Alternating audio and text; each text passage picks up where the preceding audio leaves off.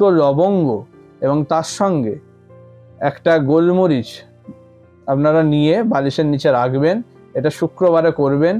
এটা করলে কিন্তু আপনাদের আর্থিক জায়গাটা তখন সেটা জলে দিয়ে দেবেন। আচ্ছা, এবার আমি আসি সিংহ রাশির ক্ষেত্রে। সিংহ রাশির ক্ষেত্রে আপনারা যেটা করবেন, ছোট্ট একটা লোহার টুকরো সেটা নিয়ে বারবার মানে পর পর করবেন, মাঝে কিন্তু গ্যাপ দেবেন না এই জিনিসটা। ধনু রাশির ক্ষেত্রে আসি, ভগবদ গীতা যে ছোট্ট যে ভগবদ গীতার যে বইটা পাওয়া যায় সেই জিনিসটা একটা নেবেন, আর পারলে একটা লোহার টুকরো। এই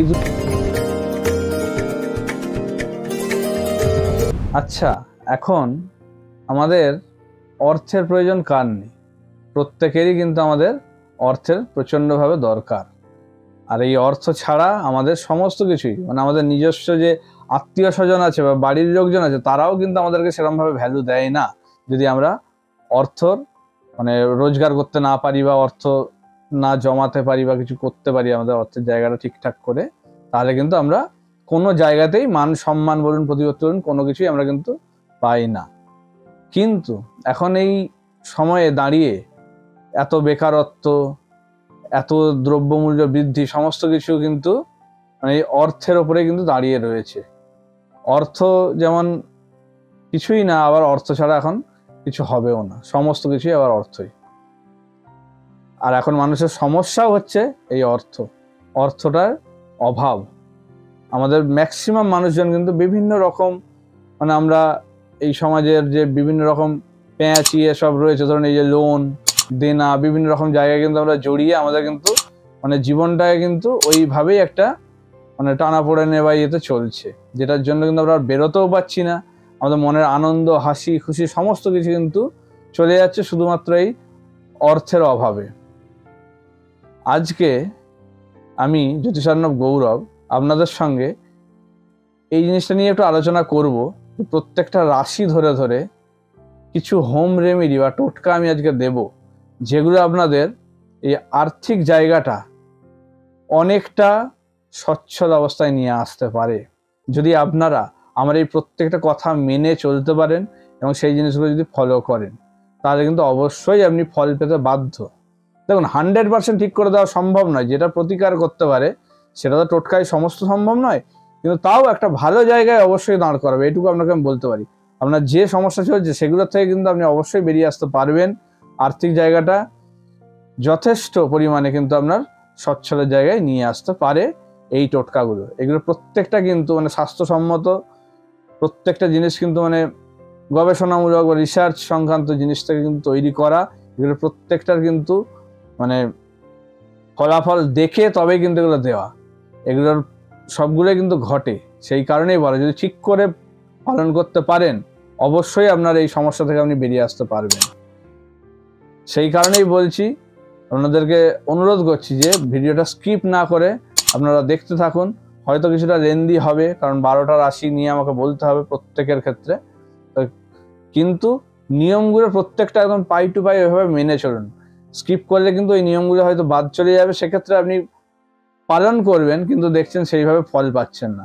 তো সেটা যাতে না ঘটে, আপনারা যেমনভাবে বলছি বার তিথি যেমন যা যা বলছি যেগুলো মিলিয়ে, তো সেই জিনিসগুলো মেনে সেইভাবেই চলুন, আপনারা ফল পেতে বাধ্য। এবং আপনারা নিজেরাই আমাকে ফিডব্যাক দেবেন যে আপনারা কেমন আছেন, এখন সেই জায়গা থেকে কতটা বেরিয়ে আসতে পেরেছেন।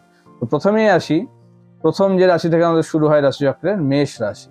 মেষ রাশির যারা জাতক, তারা যারা আর্থিক সমস্যায় ভুগছেন, তারা কি করবেন? তারা মঙ্গলবার দিনে একটা 1 টাকার কয়েন এবং কিছু পরিমাণে ধান নিয়ে তাদের বালিশের নিচে রাখুন।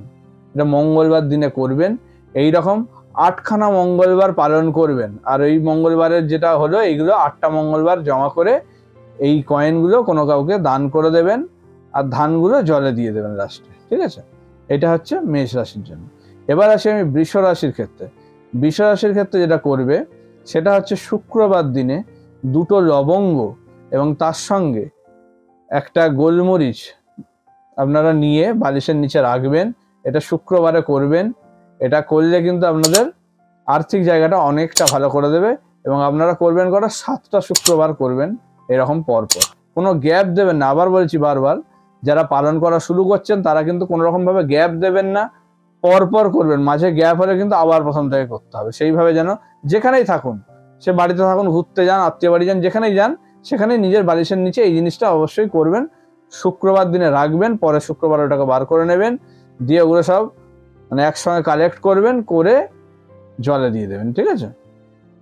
মিথুন রাশির ক্ষেত্রে যেটা করতে হবে, তাদের বাবলা গাছের পাতা, ওই পাতা আপনাদের কিন্তু 3 পিস মানে 3টে আর কি কাটতে হবে, নিয়ে সেটা বালিশের নিচে কিন্তু রাখতে হবে। এবং সেটা কবে করবেন? সেটা করবেন আপনারা বুধবার দিনে এটা করতে হবে। বাবলা গাছের পাতা বালিশের নিচে রাখুন। অবশ্যই আপনাদের আর্থিক জায়গা খুব ভালো হবে, অর্থের কিন্তু মানে চুম্বকের মতো বলতে গেলে আকর্ষণ করবে অর্থকে, মিথুন রাশির ক্ষেত্রে এটা। আচ্ছা, এবার আমি আসি কর্কট রাশির ক্ষেত্রে আপনারা যেটা করবেন, সেটা আপনারা বিট লবণ যেটা পাওয়া যায়, সেই বিট লবণ আর তার সঙ্গে আপনারা একটা গোটা হলুদ ছোট্ট পরিমাণে সেটা নিয়ে কোনো প্যাকেটে হোক খামে হোক ভরে সেটা আপনারা বালিশের নিচে অবশ্যই রাখুন। এবং সেটা কবে করবেন? সেটা আপনারা করবেন সোমবার দিনে করবেন। তাহলে কিন্তু আপনাদের মানে এইটা সোমবার দিনে করবেন, এবং এটা কটা সোমবার করবেন? এটা আপনারা কিন্তু 12টা সোমবার আপনাদের পালন করতে হবে। 12টা সোমবার এইভাবে রাখবেন, আর ওটা কালেক্ট করে লাস্টে একদম যখন 12টা সোমবার হয়ে যাবে তখন সেটা জলে দিয়ে দেবেন। আচ্ছা, এবার আমি আসি সিংহ রাশির ক্ষেত্রে আপনারা যেটা করবেন, ছোট্ট একটা লোহার টুকরো সেটা নেবেন।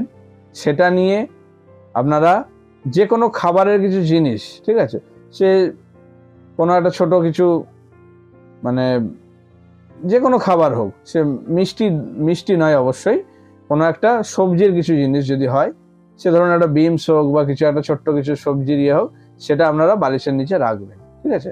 এগুলো কোনো একটা খাম বা কাগজের মধ্যে ভরে অবশ্যই রাখবেন, তাহলে বিছানায় দাগ বা এগুলো হবে না। এটা অবশ্যই করুন। এটা কিন্তু সিংহ রাশির ক্ষেত্রে অনেকটা কিন্তু আর্থিক জায়গা ভালো করে দেবে।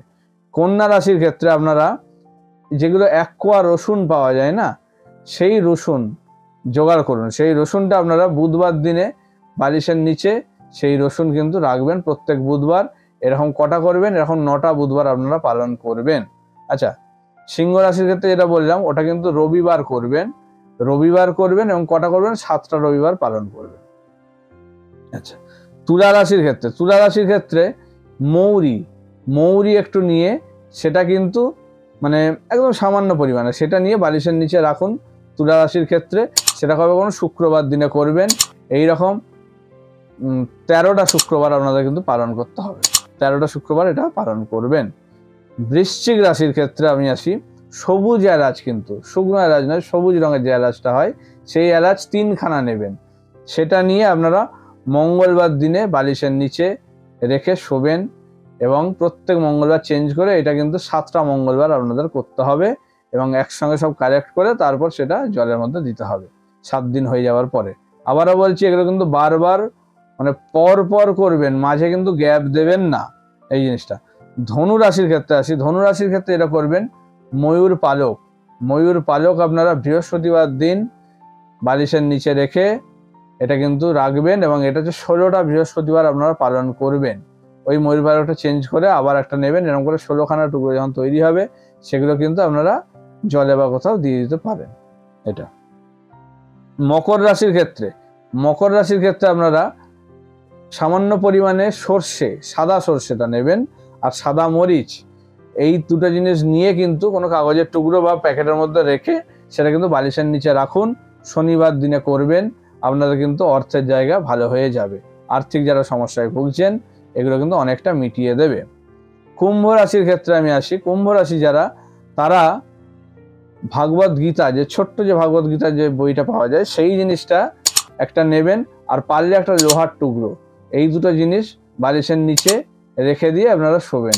এইটা হচ্ছে আপনারা শনিবারে করবেন, এবং 9টা শনিবার এটা অবশ্যই পালন করবেন। ভাগবত গীতা একটাই রাখবেন, ঠিক আছে। লোহার টুকরোটা ওইখানে রেখে দিয়ে ওই লোহার টুকরোটাকে চেঞ্জ করতে হবে বারবার।